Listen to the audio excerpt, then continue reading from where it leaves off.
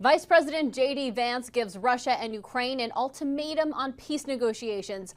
I'm national correspondent Kayla Gaskins in Washington with where these ceasefire talks currently stand.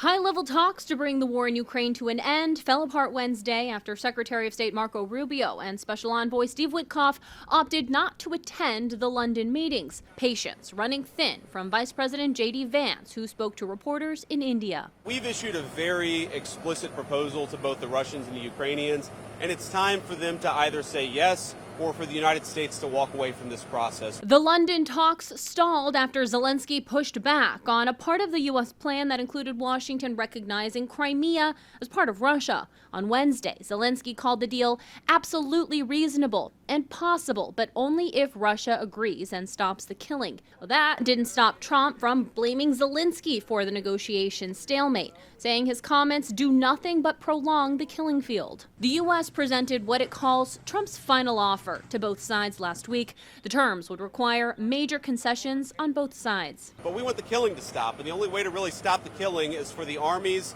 to both put down their weapons. Under the latest U.S. proposal, Russia would get U.S. recognition of their control of Crimea, recognition of Russian occupation of other key regions, a promise Ukraine will not join NATO, lifting of sanctions, and improved economic relationships with the U.S. Ukraine would get a robust security guarantee and European-led peacekeeping forces, the return of some land, access to a key river, and compensation and assistance for rebuilding. The plan was drawn up after a 4-hour meeting last week between Putin and Trump's envoy Steve Witkoff. Putin indicating an openness to dealing directly with Zelenskyy, telling reporters on Monday, "We need to sort this out. Maybe even bilaterally."